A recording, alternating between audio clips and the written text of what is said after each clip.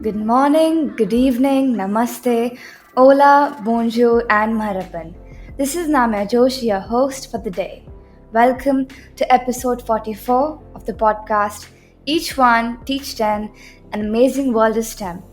An inspiring venture we will be discussing that STEM is part of every day for every kid. We all will learn together how to build a STEM culture.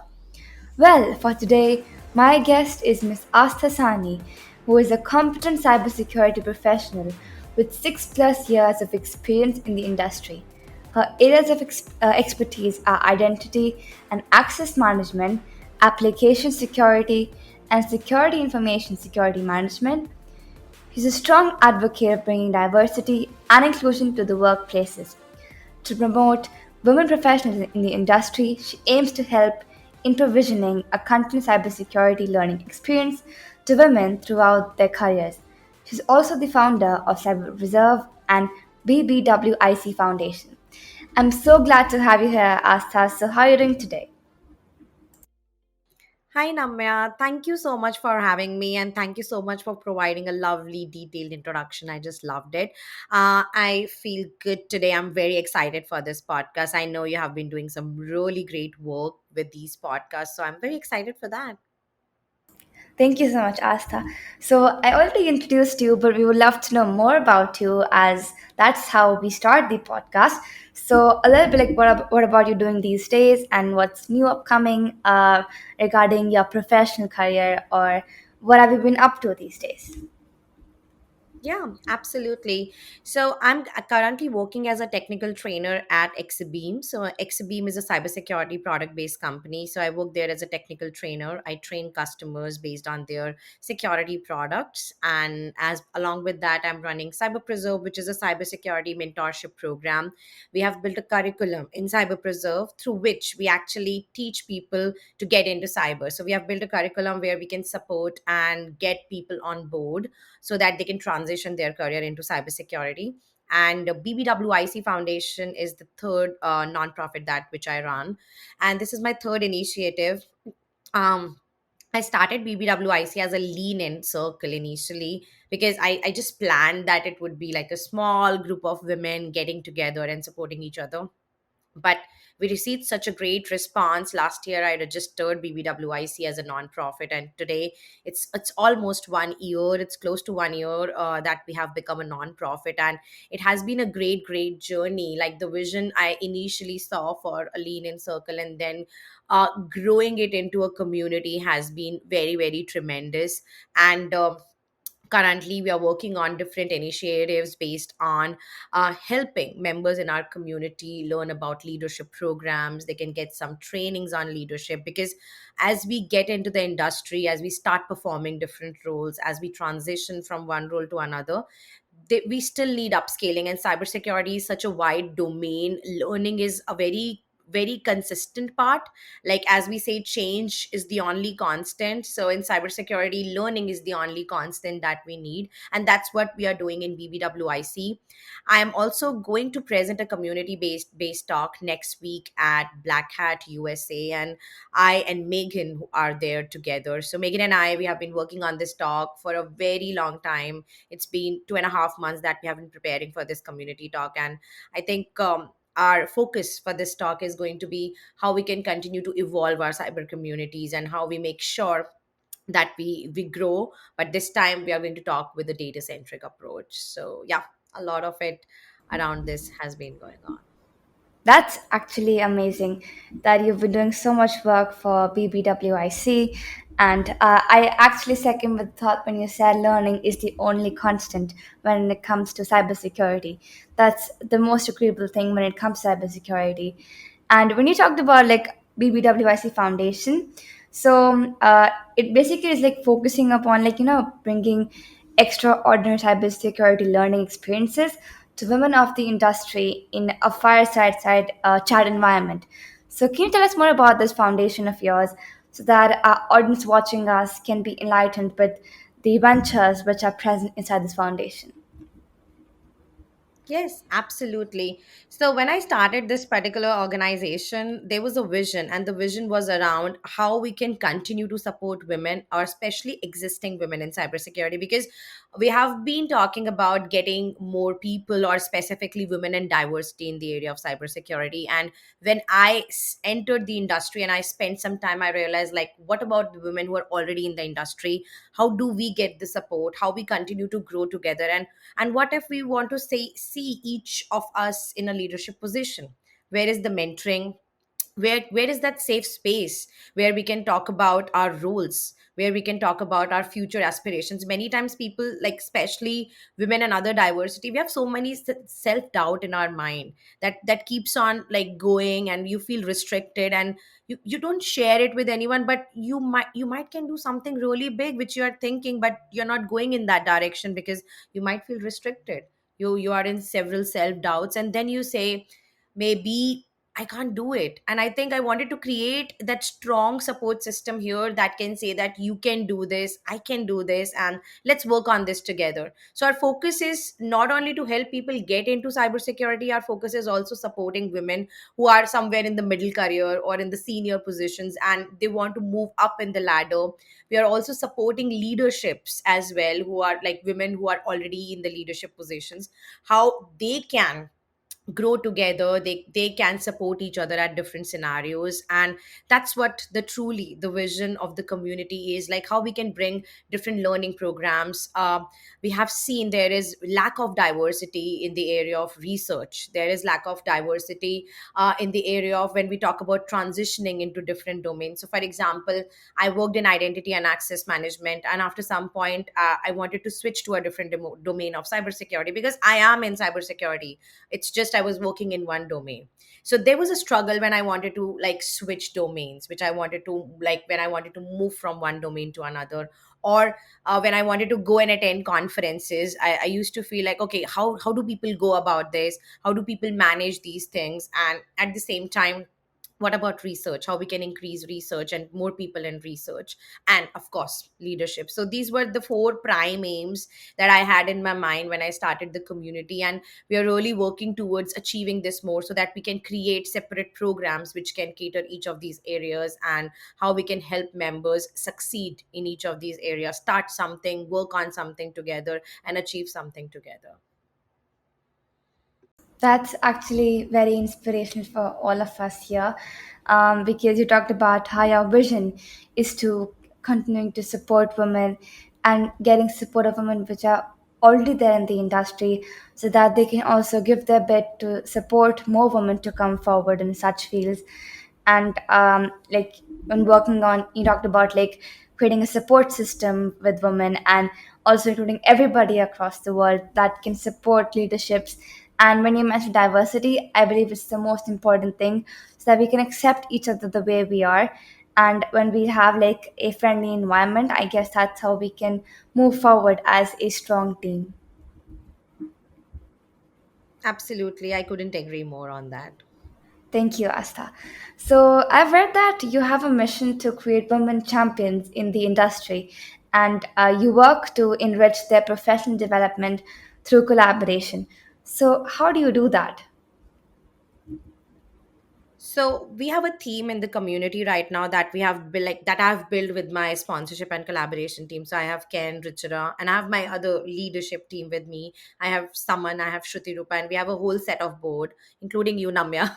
So we have different areas where we are focusing and working and bringing collaboration. So the idea of collaboration goes like this: we choose a theme for a quarter, and in that quarter we try to build different sessions. So first, one type of a session is where we actually encourage an existing member to present something that they can share with the community, give back to the community, and at the same time they'll get a platform for public speaking. So many of the women who are in our community, they want to become public speakers, they are in the very initial stage. So we are trying to give them a platform where they can speak, get some feedback, and they can focus then on other public speaking platforms. So one stage is this. Second stage within a theme is we try to bring an expert from a theme. So for example, if our theme for a particular quarter, let's say, is social engineering, which focuses on like phishing and different types of attacks. So an expert will come, they are going to talk about their journey in this area, what did they do, and what are the tips and tricks that they want to share with the members.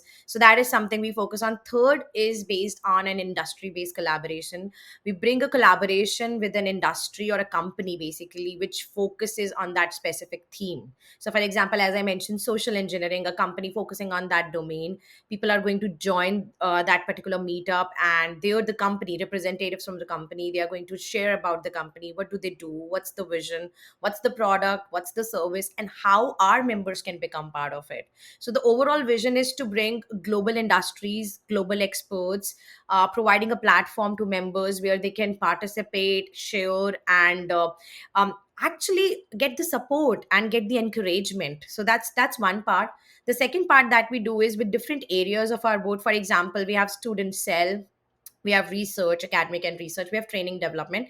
So through each of these areas, we first try to identify gaps. So where are the gaps in the world right now, and how our areas can focus on bringing certain collaborations and how we can fulfill those gaps. So for example, let's say in the area of academic and research, especially in academics and student cell, let's say somebody wants to apply for a university or college, but they don't know the process of it. Many times, especially like even I have my roots from India. I moved to the US 3 years ago, so I have spent a good amount of time of my life in India. I was born there, I was raised there, so I know the struggles, the questions that I had in my mind, like how to go about this. Many times people feel restricted, that, oh, I will not make this decision because there are some financial restrictions. What if I make a move and I don't feel comfortable, I feel homesick? At the same time, what if I'm there and I do not succeed? So a lot of these questions I really want to cater them, and as I said, a support system. This is the support system we are trying to bring here, trying to create here.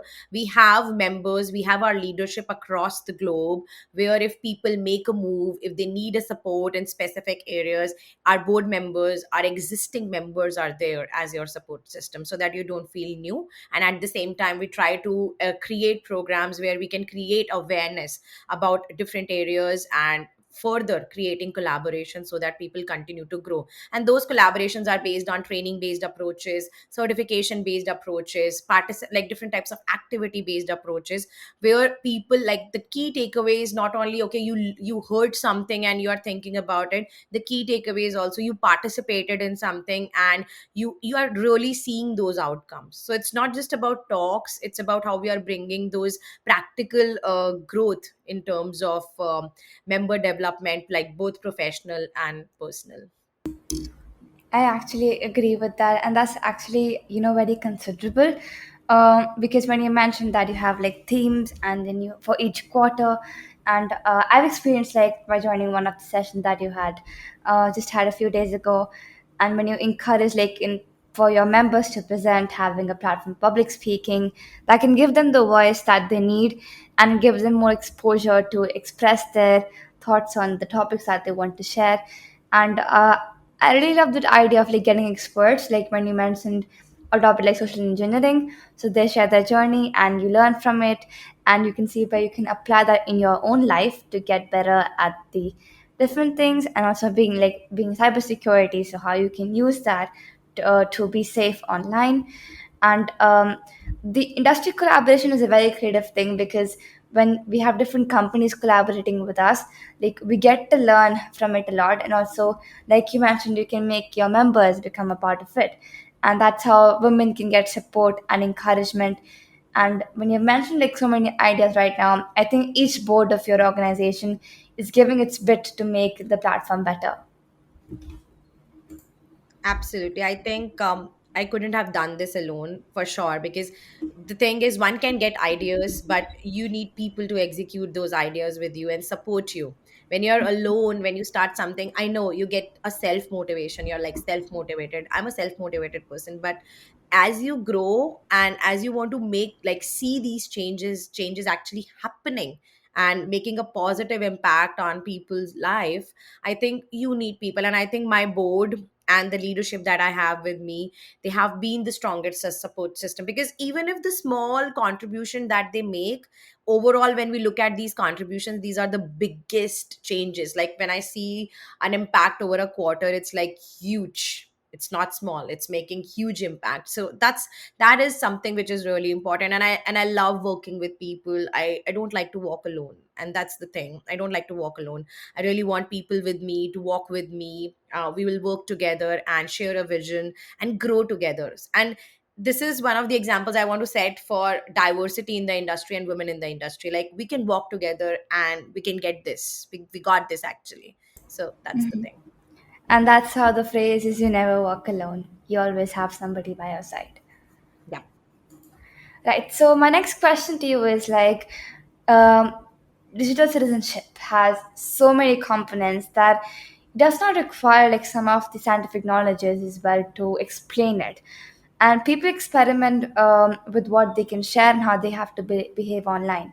So, being like this topic, just being only focused upon how to behave online, I would like to hear your ideas about this concept. Like you being a cyber expert, you can tell us more about how we can basically become a digital citizen online and what basically we have to do to be like an impactor for other people as well. That's, I would say that's a very, very great question. And on many different platforms, we do bring these questions in a different, like this question is brought in a different way, in a different scenario. But the way you have brought this question, first of all, it's very impactful when we talk about the term digital citizenship. We have been living on this internet world for like 10 years or so now, when our life completely transitioned into a digital world. And what we have now is we have two identities. One is your physical identity, and other is your digital identity. Now the problem with the digital identity is you can create many of yourself on the digital platform. So you can create multiple accounts on social media sites, you can create multiple accounts on applications.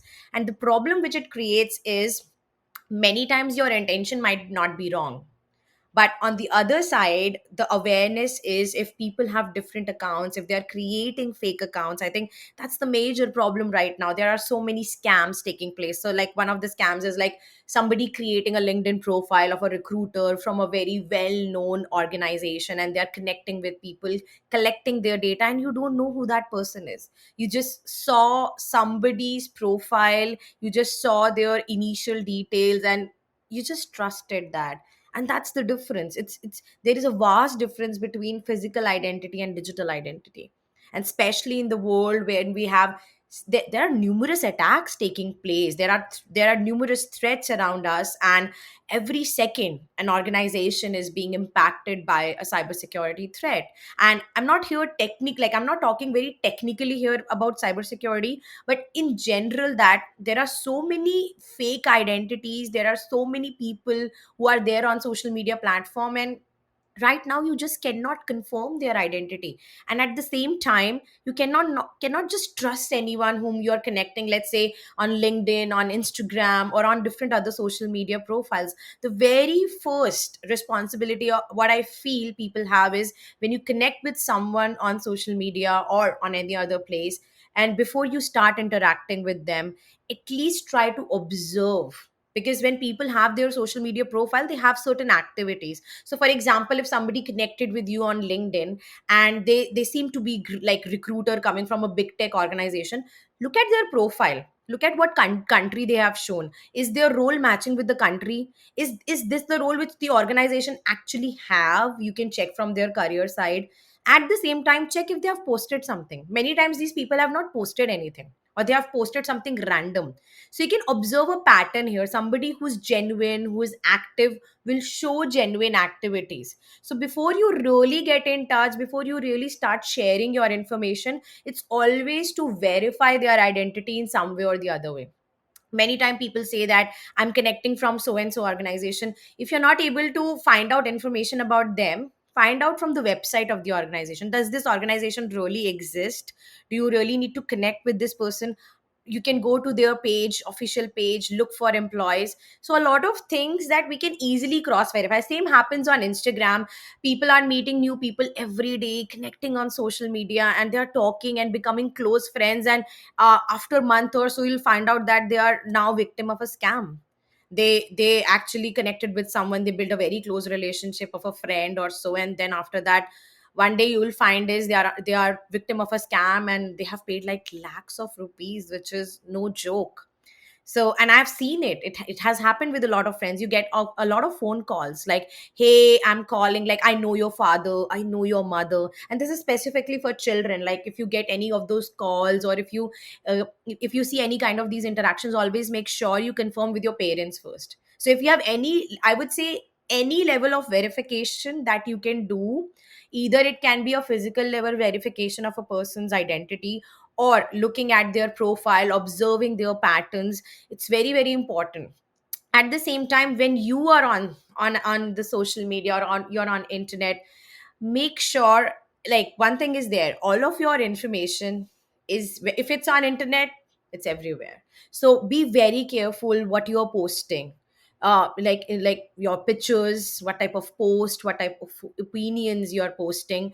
Many times, like, okay, one good example I would like to share is on Facebook. We used to have this check-in thing, like, you used to check in your location on Facebook. So people used to find it very fancy, like, I'm going to this fancy location, I'm going to share my location on Facebook and just share with people, you know what, here I am. But this can become part of cyber stalking. Somebody who might be like, people have thousands of friends on Facebook, and they're not your friends really. You talk to only 10 or 15 of them. So out of those 1,000 person, like, who knows, somebody is cyber stalking you. And one day, there can be a theft at your home. Somebody saw that, okay, you're on a vacation, and they are following all your posts. There can be a data theft. There can be any other type of scam that you couldn't have imagined. So be very, very careful what you're putting on social media. Put on information on internet that you feel is okay putting, and at the same time, it's not kind of exploiting any of your privacy and security both. So there are two terms here. One is privacy, one is security. Security is in terms of how your information is being secured, and privacy is how we are trying to make sure that your information is not being misused. Okay, so that's the most important things that we need to take care, like, both ways, how we are interacting on a digital world, and how other people are present, and we have to make sure what kind of verifications we can easily run. And this does not require any kind of technicalities. This is very simple practice that we can do. Even if you receive an email and it says that, okay, you have won a lottery, no, you haven't won a lottery, you didn't participate. Sometimes we just like read an email, and these emails are built to impact you emotionally, positively or negatively. So just first ask a question to yourself, like, what I am reading and responding emotionally, has it really happened? Has it really happened? Should I reply? Check the subject of the email, check the sender. Many times the sender will say it's coming from your bank, but when you look at the sender email ID, it would be a gibberish email ID. It's not going to come from your bank. So make sure you check email IDs. They should have those names of those organizations, proper professional names. So that's where these are small tips and tricks, but we often forget when we are emotionally driven on different aspects of internet. So yeah. That's so encouraging, Astha. I agree when you mentioned in the topic, like it is important to focus on digital identity and physical identity. And like observing people who you're following or who are friends with you online is very important. Like observing their posts, what have they been posting, how active they've been, and how you have to post online, like only not just seeing other posts, but also know how you have to post online. So like I just believe in this thing, a five pillar thing of digital citizenship. So it comes like I'm inclusive because I engage with others online with respect and empathy. I'm informed because I know I evaluate the accuracy, perspective, and validity of online information. I'm engaged because I use technology for civic engagement and to be a force for good. I'm balanced because I prioritize my time and activities online and offline. I'm alert because I know how to be safe online and create safe spaces for others. And that's how I become an impactor. So I guess whatever you just said is like very much coming up with what digital citizenship means about, and how we have to be all these five things, and teach other people as well to be the same, so that like the cybercrime which is happening, like increasing rates were more in like COVID times, and like I've seen statistics, it was really bad. But I think if we the youth are the change makers, so if we can teach other people and help them to come out of the dilemma, and I guess then we'll have a cyber safe world, and we don't have to talk about cybersecurity anymore. Absolutely. I would say awareness is like that, like we say prevention is better than cure. Here awareness is better than being impacted. So, and that impact not only impacts you sometimes financially, it impacts you mentally as well. So it has a lot of implications that we often didn't think initially, but once you become victim of any of these scenarios, you then start to question yourself. So it's good to create awareness that okay, these things happen over the internet, but at the same time, let's say we are human beings. Let's say if you become victim of any of the scams over the social media, it's okay. It's okay, don't feel very guilty. Many times people are in the guilt, they feel like okay, if I tell someone, they'll think I'm a fool. No, I think that's also important. Like be aware of your energy, be aware that okay, if something happens, I have to be careful. All of these things, either in the case like either mistakes make you more wise or awareness makes you more wise. So even mistakes are happening, consider them as part of your wisdom and your growing wisdom, and that's how it is. And I loved how you mentioned the five pillars, because they are very very important to become a responsible digital citizen right now. And these are very simple practice that you talked about, very simple, where each of these practice require awareness and practical applicability. That's the point, when you practically apply all of those five pillars. So that's the very very important point you mentioned, and I absolutely agree with that. Right, like when you mentioned about mistakes, that just reminded me of this quote that I've read, that like we all make mistakes, have struggles, and even regret things in our past, but you're not your mistakes, you're not your struggles, and you're not here now with like, all the things you've done with the past. So you have to take it as a power to change uh, and shape your future. So like even if you've done anything wrong and something wrong has happened to us, we shouldn't like take it to our head, just try to come out of it, and like take it as a learning that we shouldn't like do that again in the future. Right, so my next question to you is, how educators may teach the younger generation about integration of STEM and digital citizenship, because it's like a very good combination, so I would love to hear it from you. I personally think when we are trying to create awareness, two things becomes very important. One is your physical presence. So if we can be physically present, like we can have certain types of boot camps, small boot camps, or summer kind of boot camps after school or after college, when we have those 1 month or when a 1.5 month period. So a 2 day training is something I think where we can talk about practical examples, bringing experts in case of like just to make sure like when people look up to you, they look up to examples, they look up to people like them. So we have, since we talked about diversity, so it's very important to cater awareness in terms of every diversity. My personal vision is like it's not only the developing countries who need awareness around STEM and digital citizenship. I think it's every country in the world, because when you look at numbers of diversity and women like pursuing a career in STEM or in this area, and they have the awareness. So most of us, like most of the countries, they are equally unaware, because often these things are not very like touched in detail. If they are touched in detail nowadays, students, they don't like going into a lot of text. They really want some stories, they really want some real stories, they really want some real examples where they can apply this. So for example, if you start teaching someone about like, you know what, you should be doing these are the do's and don'ts, many times they just read and they'll just forget about it. When it comes to this applicability and awareness, here it becomes how we talk about real time examples. And it's about creating awareness about what you can do, what opportunities are there in front of you. Like in case of digital citizenship, we can like simply create test case scenarios. We can have some real time examples and we can present people rather than information. People are interested in what went wrong and how it should not happen to me. So I think those examples become important. Same goes with career. It's like aware, like making awareness around STEM. So making awareness around STEM is most likely around how you can make people aware about science, technology, and how it has a larger impact on us. So my personal, like in my personal experience, I really loved computers from childhood. Like I knew I want to work with this. I really want to pursue a career. But at the same time, I was very ambitious. I was like very curious about science. I was really curious about space. So if we are talking about space, if we are talking about STEM, it's good to talk about what's happening right now.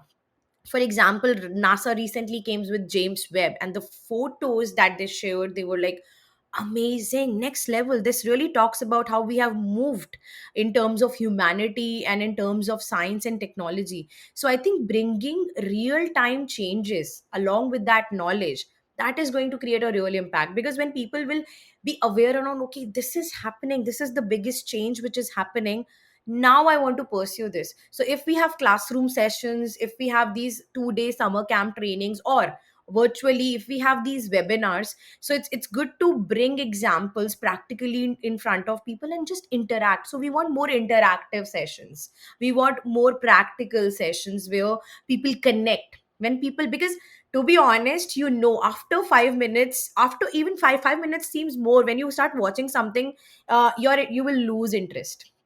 So in order to make it more interactive, we have to bring out some examples, some impact, like maybe some short stories, some documentaries which can like really create that change, so that when people are leaving your room, maybe virtually or physically, they have questions for them to self to address, like, do I like STEM?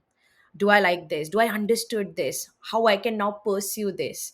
So I think that's when now the change like really will come, because I know our attention span is very very short right now. So we have to create more engaging sessions, both physically and virtually. I'm not just talking about virtually, physically as well. You go to a class, you start talking, you keep on talking. In their mind, the student is somewhere else. Then after a few minutes, they're no longer listening to you. They're just thinking like, when will she go, or when will he go, and when will they go from here, when will they leave this?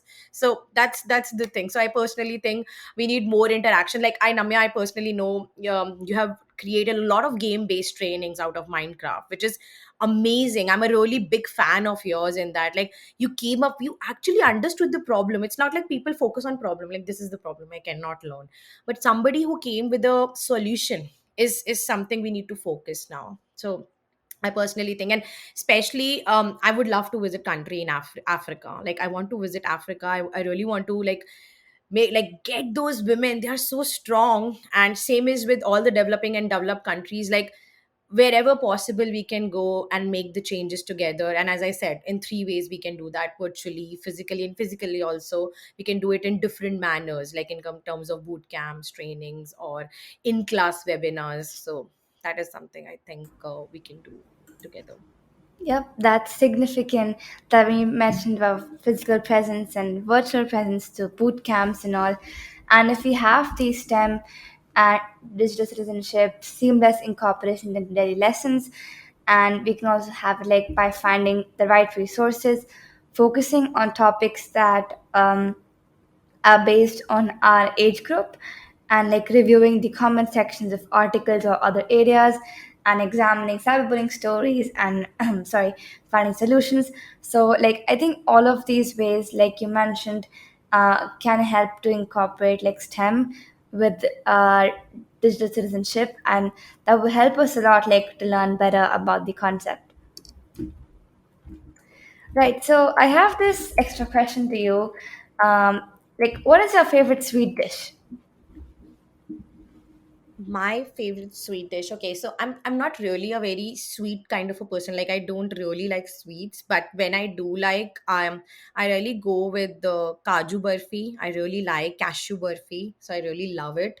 And the second thing is I love chocolates, and especially Belgium chocolate is something I really love with ice cream. So I love that. So when I'm craving, I'm literally craving in months. Like now, I need to have something, and I really need to have something sweet. So these are the two things I really pursue. Either I pursue my favorite chocolate, or I go and find some cashew burfi. Right, that reminded me of like And I'm gonna go and have ice cream after recording this. Thank you for reminding me. most welcome, most welcome. Even I'll have today. Nice. So, before we end the podcast, we would love to know where we can find you online, and we would love to also have a message from you for the audience watching us. Yes, first of all, thank you so much, Namya, for having me, because I think the questions that you brought really made me curious about, like, okay, this is so important that she's talking about, and we really need to do a lot of things. We are like, there is still a lot of things that needs to be done, and people like you are super amazing at such a young age. So you're an inspiration, truly, not only for me, but everybody at BBWIC, they love you. So thank you so much for having me. You can find me on LinkedIn. My name is Aastha Sahni. So you can search for me. You will see, as soon as you search for me, I'm in New York, and my current position is technical trainer at Exabeam. So you can find me with that name. On Twitter, my user handle is Aastha1891. So on Twitter, you can find me there. And yeah, these are the two platforms I'm most actively present and available. So if you would like to connect, I would love to connect. And if you have any questions, I am happy to answer. And like, I would love to connect and then further discuss more things. And one last message for the audience that I have is, I would say, um, do things with a purpose. That's very important. So even when we talk about digital citizenship, we are talking about a purpose here. Everything comes with a purpose. So my message to everyone is, like, when we talk about diversity, when we talk about digital citizenship, even when we talk about cybersecurity, there is a purpose for that. And if you understand the purpose, application becomes very easy. So as Namya talked about those beautiful five pillars of digital citizenship, not only those are those terminologies, but those terms are coming from a purpose. That purpose is to make you safe, that purpose is to make you more aware, and that purpose is to make you more a responsible digital citizen. So what all we have discussed today, just bring that purpose in you. And I think when the purpose come, automatically we start applying those things. So everything comes with a purpose, and digital citizenship also comes with a purpose. So I hope everyone connects with that. And thank you so again for having me, Namya. Thank you so much, Astha. And like in the end, I would like to say, like you mentioned about women and empowering them, I believe that every woman's success should be an inspiration to another, and we're strongest when we cheer each other on. So, with that note, I would like to say thank you so much, Asta, for joining us for this lovely podcast session. There was so much to learn from you about cybersecurity, STEM, and how we can be safe online, as well as about digital citizenship. So, thank you so much, and thank you everyone for listening to us and listen to the episode. I'll see you on the next one. Till then, each one, teach 10. Have a nice day.